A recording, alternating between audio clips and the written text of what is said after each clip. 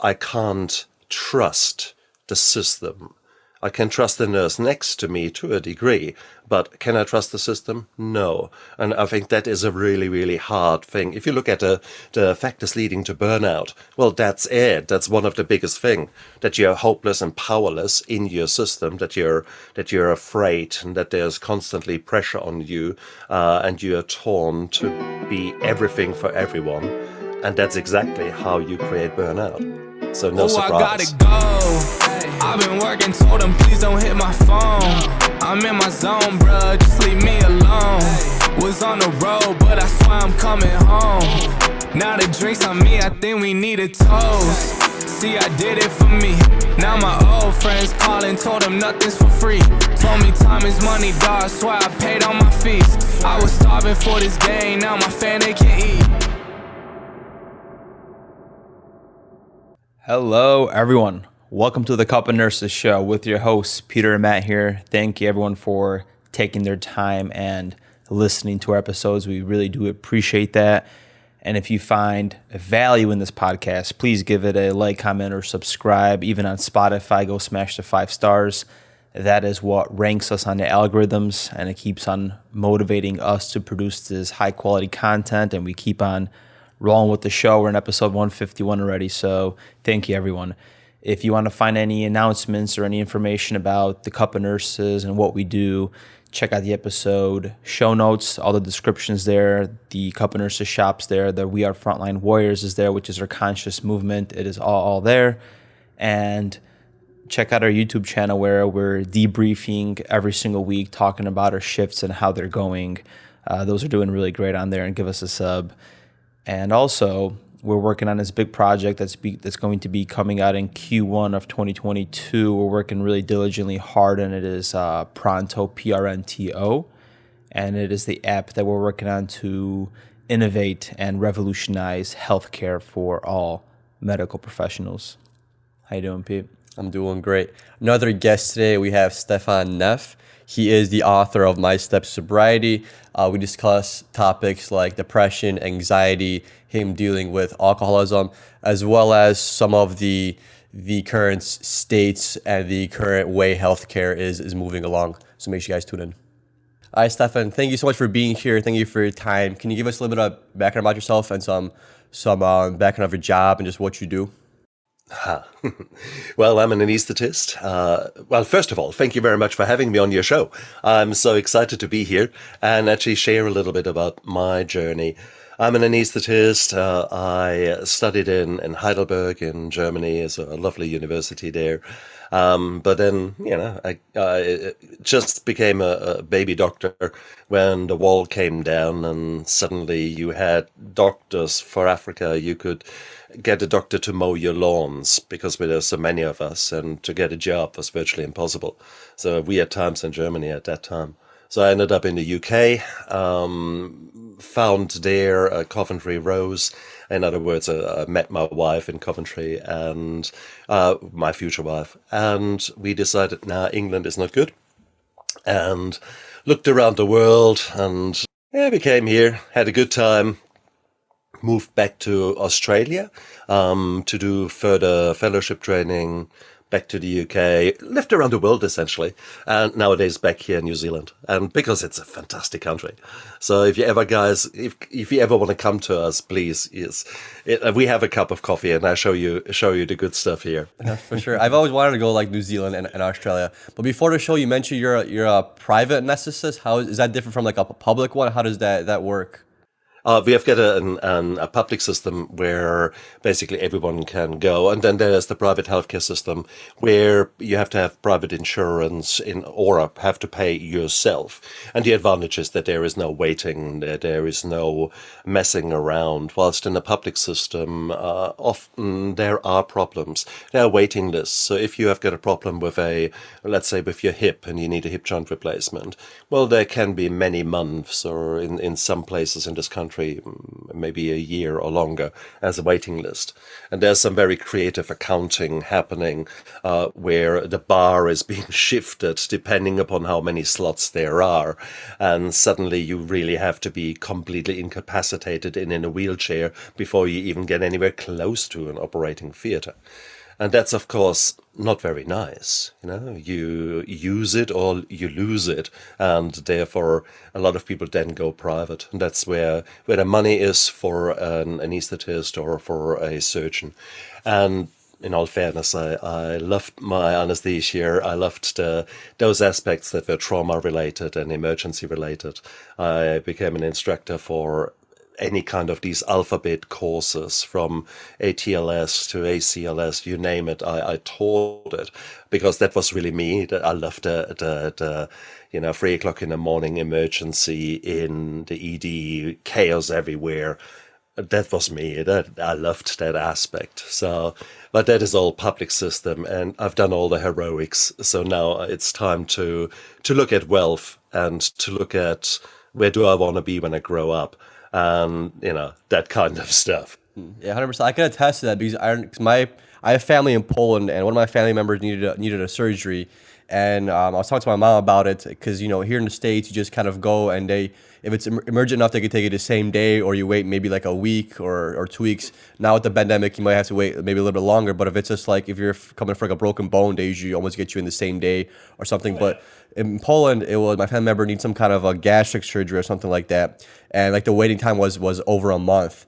And it's crazy. They had to do the whole private thing where they basically paid out of pocket, you could say, and then they went to a private surgeon, got seen by a private doctor, and then that was quicker. They got seen like within 4 or 5 days, which was crazy. And that's the first time I ever heard about it, because here in the States we just have one system, and like in Poland and other places in Europe, they like that two system, the public and the private. If you have money, then you have the luxury to kind of do these things. And then if you're in the public system where you're kind of poorer, not as wealthy, then you're kind of it's cheaper, it's almost free, but that you gotta wait those lines though, and it doesn't always accommodate for everybody.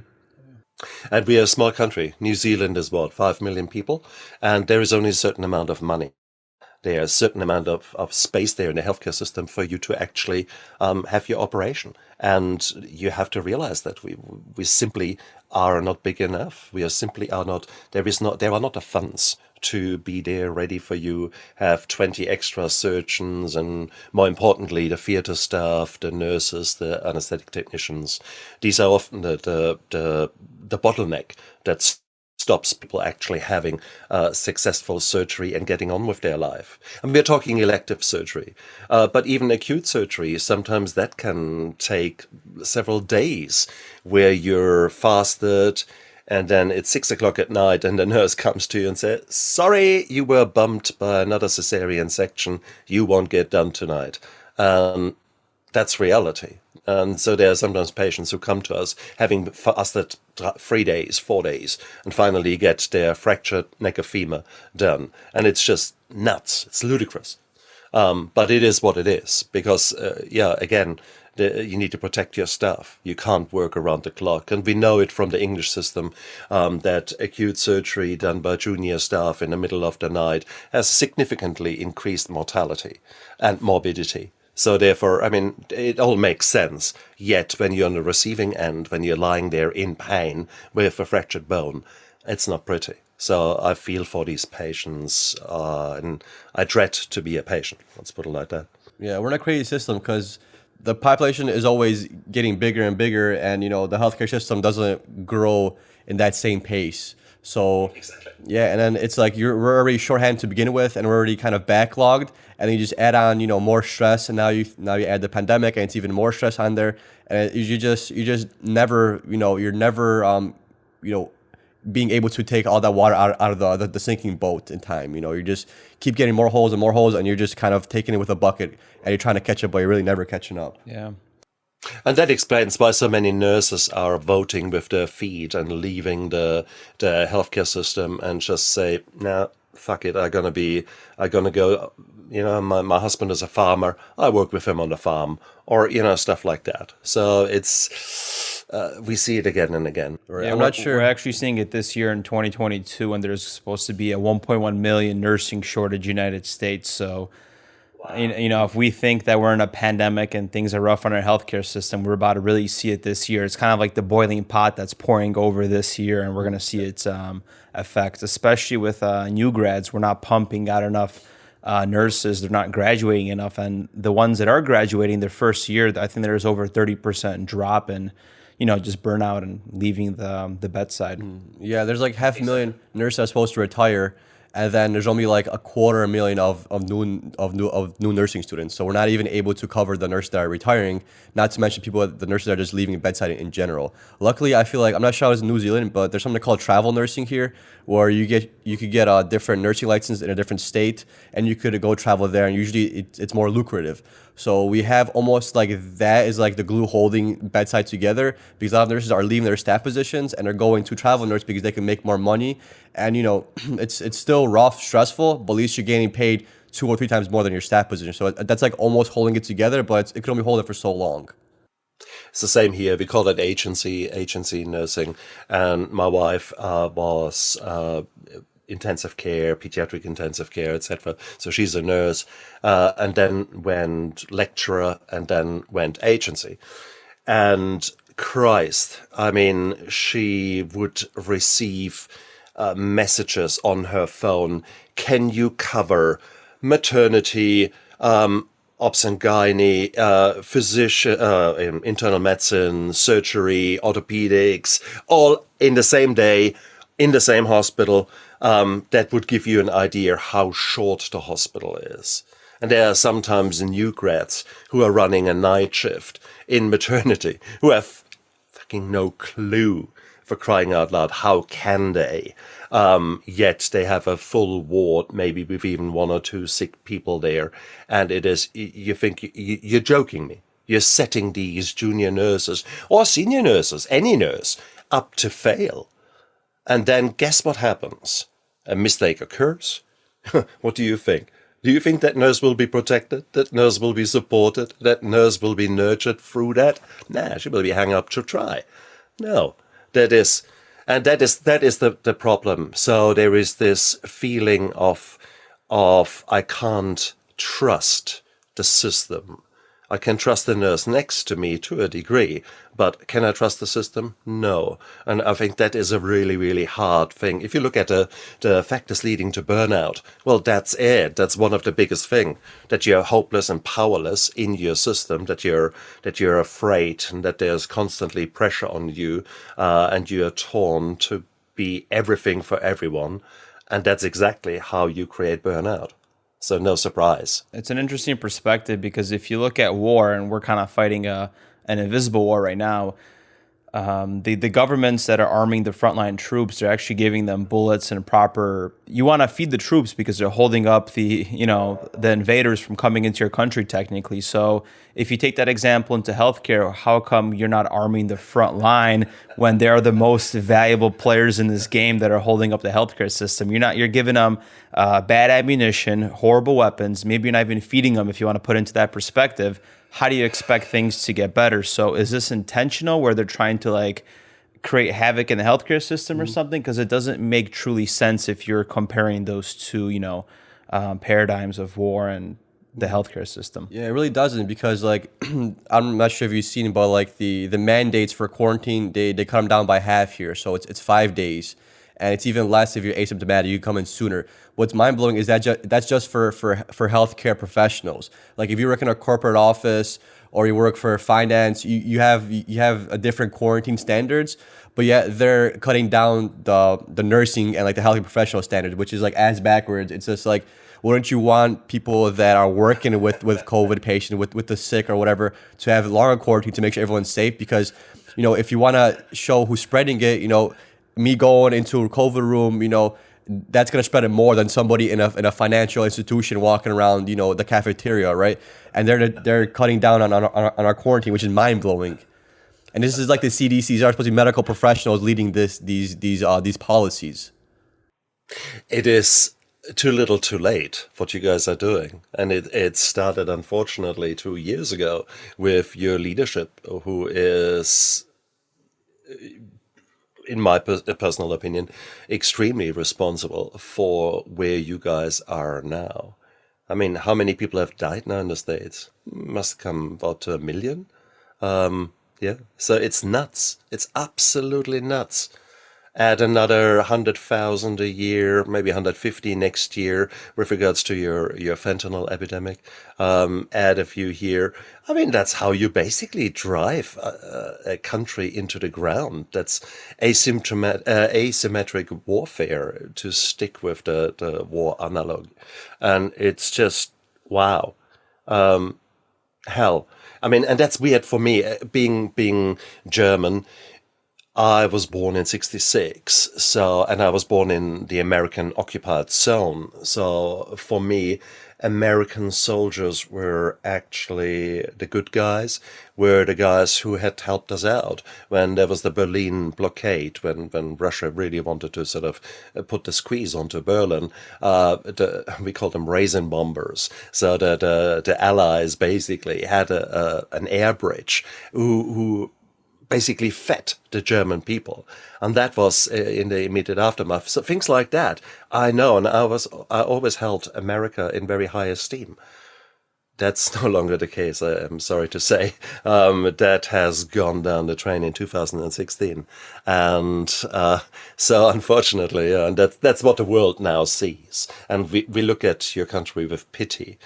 With regards to the conditions under which you have to work. No. And it's crazy. And like when the pandemic first came in, like a lot of people don't realize this about the United States, is the United States is big, but the majority of our population is in major cities. So like LA, Chicago, New York, and literally, I'm not sure if you've ever been to those cities, but it's literally people living on top of each other, because there's no room to spread wide. You have to build up. So like when I heard that there's a pandemic coming and it's a respiratory pandemic, then I knew we're in for a shit show, because these population areas are so dense in these areas where you can't prevent any kind of you can't really prevent COVID or any kind of respiratory disease from not spreading, because everyone is in such close proximity to each other, where no matter how hard you tried, no matter if everyone wore N95s, shit would still be loose, because everyone is just so dense and literally on top of each other. So that's the one thing that kind of screwed America over, you could say. And now people are expanding to like suburbs and stuff. But back in the beginning, 2 years ago, 3 years ago, literally LA, Chicago, New York, people are living literally on top of each other. And there's a bunch of homeless there. But the thing is that you don't see homeless getting these diseases or these issues is because they're more spread out. So it's like, in LA, at one point, it was safer to be homeless. You had less chance of getting COVID than actually being like an actual productive individual in society, because you weren't living on top of each other, which is wild to think about. I had no idea about that. Yeah. Well, there you go. It's crazy because there's that much people in these areas, and it's just so dense where it's like you're basically breathing on top of each other, and it's just why it's so spread and you have so much death here. And Stephan, I noticed you were mentioning something about trauma earlier in the show. Is that something you experienced yourself working in the healthcare system? Of course. And that is certainly, I mean, we all have our unique stories, but trauma is often the leading cause for us to seek to escape our reality. And for me, it was just that kind of type A personality, work. And I could never switch off. But it was... with hindsight, I obviously used work to maybe run away from negative emotions that personally I was not able to deal with. So it was work, and then when I came home, it was drink, to basically then numb myself or simply deal with the fatigue. Alcohol has a weird effect on me. It is give me 3 glasses of wine and suddenly, bing, there's the second wind, and I can clean up the garage or do whatever I need to do, despite the fact that I've just done 16 hours on my feet, and suddenly, bang, let's put some good music on. Excellently. And I've escaped my reality. It's beautiful. The next day, different story. But trauma is something, unfortunately, that we all experience in our fields, like it or lump it. I remember I was considering for a time to become an intensivist, so intensive care physician, and I did 6 months intensive care, And after a night shift, I had a day off, and I thought in the morning, okay, I have breakfast and watch a film. And I put Forrest Gump in. And within 5 minutes, I was crying. And I couldn't stop crying throughout the whole film. That gave me a bit of an idea. Okay, burnout, hello. That was the reality for me. So yes, trauma, absolutely, in many different forms throughout my life. Fortunately, I've had a bit of a shit show for life from early on, and things add up, and we often turn. I don't know. We have got a supercomputer up there, but no one has ever given us a user manual. So therefore, we are sort of tapping away on the keyboard and see what works. Oh, that feels good. What was that? Vodka. Now here we go. We have got a little bit of a. Stephan, I think it cut off a little bit. The last thing I heard, it's a supercomputer, vodka, and you're putting in the keys. That's right. And you put in the keys and you try to see what happens, and suddenly you think, wow, that feels good. What did I just press? And it was, vodka. That's good. So now we know how to feel good. And unfortunately, remember, we are nurses, we are doctors. We treat essentially any emergency, I treat with a syringe. So a syringe is a very powerful thing. And it's very logical for a nurse or a doctor to also say, bloody hell, if that helps the pain for this patient, maybe it also helps my pain in my heart. So therefore, drugs, alcohol, certain behaviors, such as sleep with everything that moves and has a heartbeat, just to get that quick fix of dopamine, and I'm getting loved. Gambling, anything goes. But we doctors and nurses are particularly fond of the alcohol. There's no way around that. And unfortunately, also recreational drugs and those drugs that we use actually in our daily practice. So all that is very much on the cards for a healthcare professional. 100%. Like nurses, I remember coming off night shift, and every time we would do a 3 in a row, we get breakfast beers, So we work 3 nights in a row, and then we get off shift at 7:30 in the morning, and we go straight to the bar, drink there till like noon, and then go home, go to sleep, and then wake up, and same thing. Then you go out, and it's just like you said, it's like coping almost, because it's almost like we treat people in a hospital with, like you said, with these drugs and stuff, and subconsciously we're treating ourselves with similar substances as well. But to a certain degree, there's also a bonding. There is the alcohol serves a purpose. It is making us relax. It is giving us a social way of just disinhibition and actually talking about a case that otherwise maybe you would have just internalized and not spoken about it. So there is a positive aspect to it. Okay, and we keep forgetting that. So when we talk about alcoholism, when we talk about people trying to escape their reality, there is a good reason that we do that. So they are the underlying causes of trauma, PTSD, anxiety, depression. And they are very powerful drivers. So if you don't deal with the underlying reasons, and you just stop drinking or stop gambling, well, that's then when you become a dry drunk. And a dry drunk is essentially you're still the same addict and you're still going through hell. You're just not drinking. That's the only difference. Whilst if you need to address the underlying problems, the trauma, the PTSD, and sometimes that can be incredibly hard. In my case, for example, one of the traumas was that I was the victim of a gang assault. So wrong place, wrong time. And well, the rest is history. My front teeth are artificial because someone wanted to have a good time and beat me up. I was 13 when I was 13 years old, and within a month I was training martial arts, and I became quite engrossed in that. I was training 4 hours a day and became a really, really good fighter. And that was then. Needless to say, I had not dealt with the trauma. And later on, me being an anesthetist and being the kind of knight in shining armor, I was taking back control this way. So I was always in control. When I looked around with hindsight, the writing was on the wall, for crying out loud. Hypervigilant, shit sleep, flashbacks, all that kind of stuff. Did I recognize it? No. I disguised it quite nicely in my head, because here I was the anesthetist, constantly aware of everything, completely in control. I was the guy, and I still am the guy. I don't sit with my back against places I don't know what's behind me. I sit against the wall, and I know where the exits are, etc. And you look at it and you think, yeah, that's common sense. That's really good. Fuck me. It was PTSD. And it took me until I was, 3-4 years ago that I actually realized that.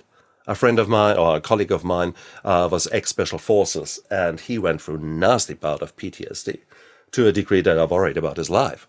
So, and then one day he came back, and after a week of mental health timeout, and he said, it's okay, it's going to be fine now. And the way he said it, I thought, oh shit, he's trying to top himself. He said, no, I've had help there, and that's it. And I thought, yeah. And he said, look, I'm going to be fine. And in my mind, I was going through, you're kidding me. Here you are, hypervigilant, flashbacks, anxiety. And as I was reeling it off, I suddenly realized, that's me. And then I observed him, and within a week, he was a different man. And within a month, most of the things were gone. And I took him aside and said, how the hell did you deal with that? Tell me a bit more. And he basically had the help of a hypnotherapist and a coach, a very, very good woman. And I saw her, had 3 sessions of hypnotherapy, and those 3 o'clock in the morning dreams and waking up were gone. But the important bit is I didn't recognize it, that I was suffering from it. And I think that is the key. That is the key when it comes to addiction, when it comes to those kind of mental health problems. You often don't see it. I didn't diagnose the depression in me. I could see it a mile away in everyone else, but not in myself. And that's really why we doctors, we nurses need a GP, a family physician. We need a team of others that look after us. And we are so bad in that. We're utterly idiots as far as looking after ourselves is concerned. We think we know it all. The problem is, even when you talk about mental health, that only shows what is on the forefront of your mind at that moment in time. But what about those things that you're not saying? And that is exactly where I think it is so important that we look after ourselves with the help of a coach, with the help of a GP or family physician, someone who knows you and someone who can actually say, hey, look, are you all right? Let's measure your blood pressure. Tell me a bit what's going on in your life. And suddenly you realize, oh shit, a lot of things are actually going wrong. And it's those kind of things. So dear viewers, listeners, guys, don't be dicks. Just look after yourself. Make an appointment. Even if you're not sick, make an appointment with your GP and actually do a health check. And you might suddenly find, oh, shoot. My best friend, he's an anesthetist like me, same hospital. And he went for a different private insurance. So he went through a medical screening. And suddenly he found out he's got diabetes, his cholesterol is through the roof, and some other issues. And he thought, what the hell? And he's definitely living a healthier life than I do. But his genes betrayed him a little bit. So he kicked ass, and all his markers are now superb. But he had no clue. So how long do you want to run around, have no clue, whilst the diabetes is meanwhile sort of, your eyesight, where are you? Why can't I see this computer screen anymore? Yeah, about that. Yeah, it's crazy because I see it all the time. Like healthcare professionals great at giving advice, and I'm kind of the same way. Great at giving advice, but horrible at taking your own advice. Like you preach all this positivity, all this stuff to your patients, to your coworkers, but when it comes to doing it yourself, it's the hardest thing in the world. It's crazy how that Exactly. works.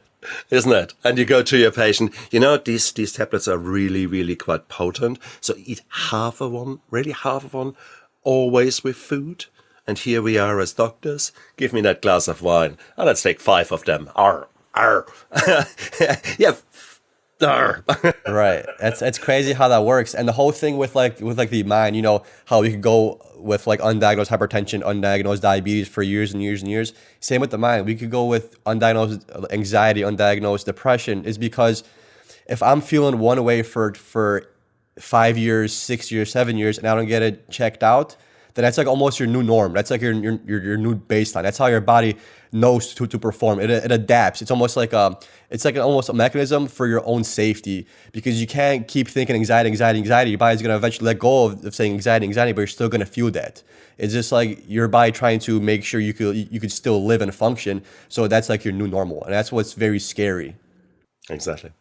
And as I said, then the alcohol or your other coping mechanisms, they very much play a role. You try to somehow deal with the stress, let off steam, decompress of sorts. So yeah, don't forget that. And we need to exchange that. For that, you need to know new techniques. For that, you need to actually expose yourself to mindfulness, to yoga, martial arts, whatever your introduction to a new life is. You need to deal with that, and you need to be in an environment where that is fostered. So there's a lot of truth in the fact that sometimes you need to walk away from your previous life, and also the people that were within your life. Many of us, we drink too much. Deep down, we know it, that we drink too much.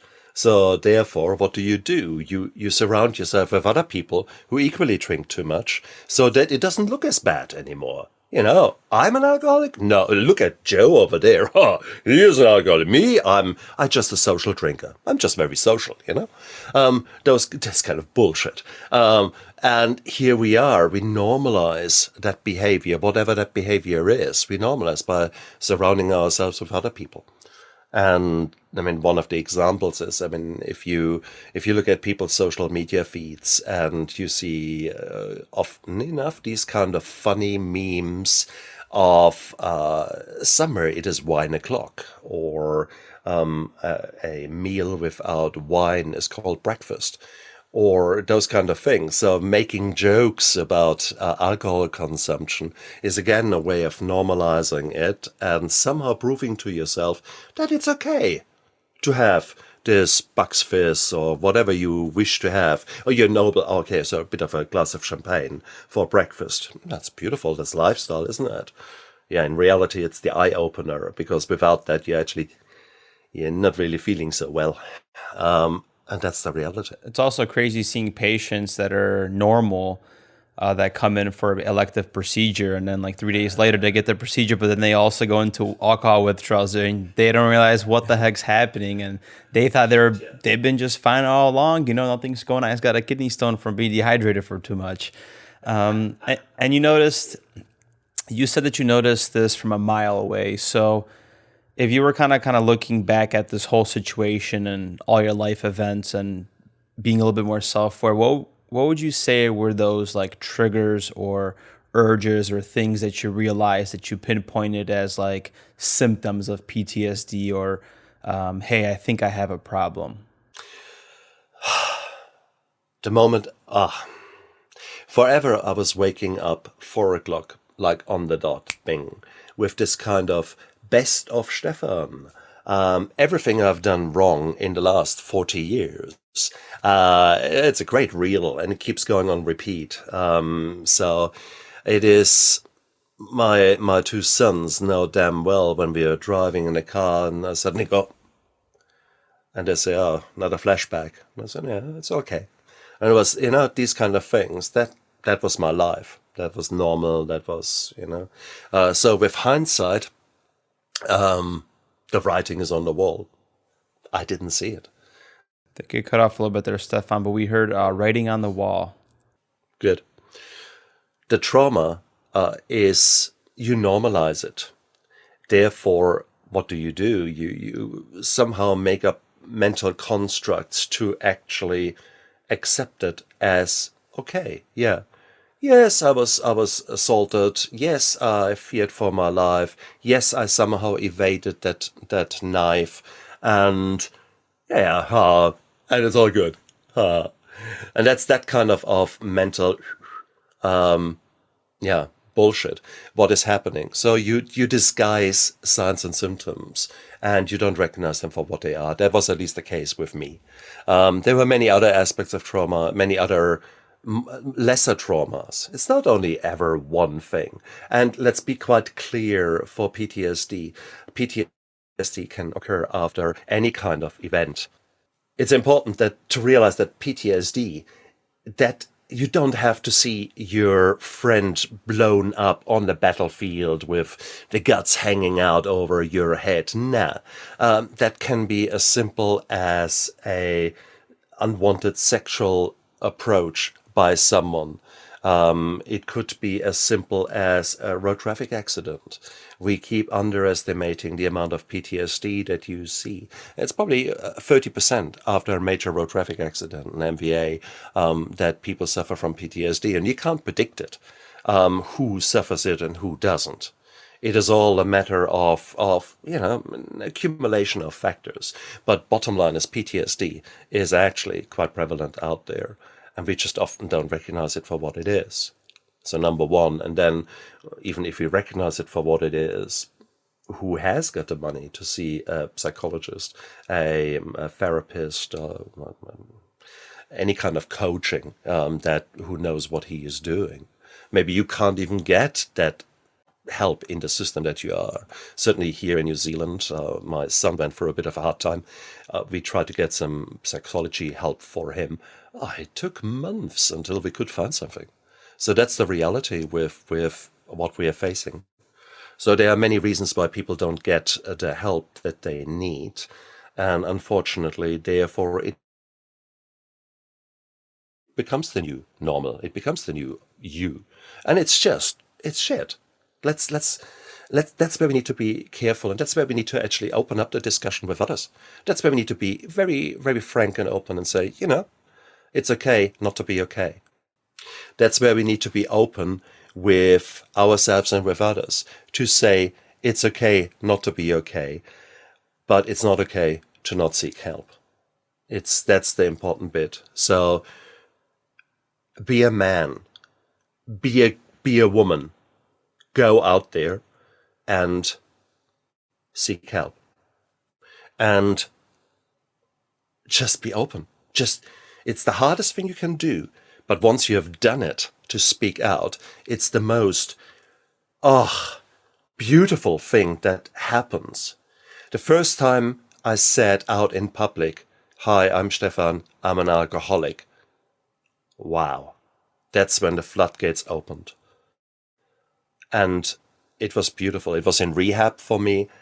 And remember, there was a lot of trauma, also trauma related to the work that I was doing. At the time, I was a pain physician. I was fighting hard for my patients where funding was not there, etc. So I tried to rescue everyone. And I had to realize, with hindsight, I can't do that. But here I was, still trying. And this kind of mental stress is just it drives you nuts. It will absolutely get you. And I've lost the train of thought because you're getting unstable in the time. It seems like it took a lot of vulnerability for you to start opening up, and vulnerability took a lot for you because your trauma created an external threat. So you had to learn how to create the safety within yourself in order for you to start being vulnerable and opening yourself up to your past and your emotions that were just bottled up because of the unsafety that your body and technically mind felt. And when I'm hearing about this situation, it's almost like your past event create threat in your external environment, and it took a while for you to cultivate that safety and that vulnerability and the openness for you to express yourself that way, because you were just kind of all bottling it in, you know? Remember, as a doctor and as a nurse, there are so many gag clauses in your contracts. You are not allowed to talk negative about the system. You're supposed to deal with it within the system and shut up, basically. And that is the problem when you're working in toxic environments, and to a certain degree that was the case for me. So here I was trying to be the knight in shining armor for my patients, and essentially it was a nightmare, because I was biting the hand that fed me, so that didn't go well. So, and it is that kind of thing. There were so many things I wanted to say and I was not allowed to say. So when I then was in rehab and I said those magic words, "Hi, I'm Stephan, I'm an alcoholic," and suddenly people were not looking at me with disgust and shame, but rather said, "Hi, Stephan, welcome. Wow, what a new thing." And for the next week, I was singing like a canary. Everyone heard my story and then some. And it was so beautiful, so releasing, and so wonderful. But again, it was so important that I actually had the right guidance, because my case manager in the rehab hospital, she asked me one day to write a letter in detail outlining my grief, a certain institution. And I went to town. I mean, I went for it. And I wrote and wrote most of the evening and into the night. And the next day I came to her here. "Look, let's talk. I tell you everything about it." And she took the paper and looked at it and then folded it neatly in half and put it aside and said, "Okay, now that we've done that, let's talk about you." And I said, but, and it was crazy. And I was so stinking mad with her. "This is why I drink. Look how they treated me." And I show them by drinking a bottle of vodka a day. And you think, yeah, okay, that actually sounds really stupid, doesn't it? But it was that kind of thing. I didn't see it. I didn't see that. She saw what was going on. So she removed that factor out of my life. And we dealt with my negative emotions. We dealt with the resentment, the anger, the grief, those kind of things that you normally don't deal with, that you try to wash down with a beer, those kind of things. And that was the most important bit, to actually open up. And it's amazing what comes out of your mouth. That's where journaling is such a good thing, to write actually something down. Force yourself to just free write. And sometimes you astound yourself. Something flows out of your fingers and you think, what did I just write? What the hell? So as if your subconscious wants to seek a way out. And that is exactly why you need a therapist, where someone who looks out for you can be so powerful by asking the right questions. Not just, "How are you?" and, fine, good. No. So no, we need to look after ourselves as doctors, as nurses, and we really need to do that, and we are bad in it. So therefore, you guys out there, if you listen to this, go out there, honestly, be a man and look yourself hard look in your mirror and think, are you really the person you want to be? And if you're not, what would it take? Who is that person that you want to be? Create this very clear vision in your mind, and then try to figure out, why are you not there? What is missing? And then take one measurable step every day, every second, every hour. You get to make choices. So it's up to you which choices you make. You can either work on your recovery or you can work on your relapse as far as your addiction goes. The same as with regards to, you can work on your depression against it, or you can let yourself right into the depression. You make the choices. So therefore, that is so important. That's powerful. And and how are you taking steps consistently today, every single day for yourself? What is your journey like?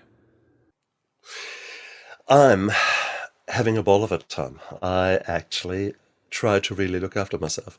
I use nutrition to really help myself. I use quite a lot of nutraceuticals. So if people tell you that vitamin tablets are a waste of time, no, they're not. They are just a little piece of information. I mean, what we are talking is about the recommended daily requirements for certain vitamins, etc. They are just delineating disease from not disease. This is not about you fueling your body to the top, to the best way. So if you want to be the best, then look at your nutrition, look at your sleep, look at your hydration, look at your stress levels, look at your mental health, look at those things that are really important. So nowadays, my life is beautiful because I actually realize that I have got a gift, and that gift is that I get to make choices. And there will be times that are hard, no doubt, but at the same token, there are the choices that I can make each and every second. And that is leading me to become a new man. And every day I try to be a little bit better than yesterday. And sometimes it's hard and sometimes it's not. And it's just, but I get to make choices and I reap the benefits of it. I love that. And I love being the new me. No longer a victim of my negative emotions, but I work on those emotions. And just the last little tip for you guys out there: please learn that anger, resentment, those kind of things, take them as messengers. Take them as old friends. Don't be angry about them. Just say, okay, where's this anger coming from? Okay, so if I get really angry, then I think, okay. I stop for a moment, I pause. Am I hungry? Am I angry, lonely, tired? What's going on here? So look at it like messages from your body, these negative emotions, and see, have you been again burning the candle on both ends? Those kind of things. So no. This is, it is, learn what your body tries to tell you, because it constantly gives you feedback. We just don't see it as such. We somehow get angry about certain things that happen. Yeah, that is your body, warts and all. That's your mind, your soul. So you might as well get to know it. You've got only one body, one mind, one soul.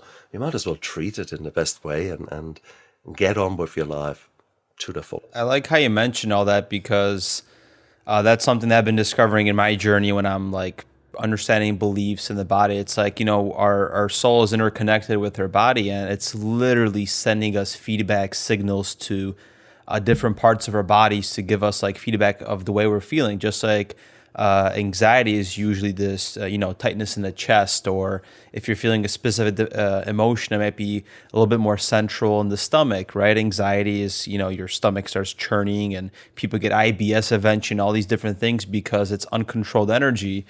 And a lot of us, when we get this feedback from our body, we just suppress it. We drink some caffeine when we're feeling tired, but really you need some sleep, or this emotion came up, but I'm going to go have a damn sweet snack, and you forget about it because those are different coping mechanisms that you're creating for yourself. And, you gain so much weight, but really it's this negative emotion that you had, or self-limiting belief that you kept trying to sweep underneath the rug for years and years. And here I am, this, big guy, nothing against fat people or anything, but that's just the coping that we have when your body is trying to send you signals constantly to fix the damn thing. So thank you so much, guys, for having me on your show. I'm really, really grateful. You're doing such a great job there by raising all this awareness among nursing staff, and to actually bring guests on who can share their journey, and in turn maybe open the mind of a nurse listening to you to actually say, what he or she just said rings very much a bell. So hopefully we all can be torches of light in the darkness of someone out there. So thank you so much for having me on your show. It is, if I may, I've got a website, mystepstosobriety.com. And I invite any of the nurses to go over there, have a look. That is immediately where you can get the link to my book, which is the same, My Steps to Sobriety. But there are other projects I'm working on. One of them is a multi-author book that I'm recruiting co-authors for. That is basically about burnout in nursing. So that will ring a lot of bells out there amongst your listeners. So guys, if you want to tell your story and you want to come on board as a co-author, 5,000 words, I'm looking for 16 authors. This is an exciting thing that we do. So it would be nice to just tell the story as it is. That is our duty to role model, and being a role model means opening up and being transparent, showing integrity, humility, and actually telling it is for what it is. So yes, that would be nice. So if some of you want to come across and have a look at mystepstosobriety.com, you will find all the information about me there. Great stuff. And I will link things in our show notes as well and in the description for anybody that wants to click on that. So pleasure having you on, and we definitely have to do a part 2. Thank you for your time. Fantastic. Oh, I'm so looking forward to that. Okay, Cool. Thanks, Stephan. You guys look after yourself, okay? Take care, man. Bye.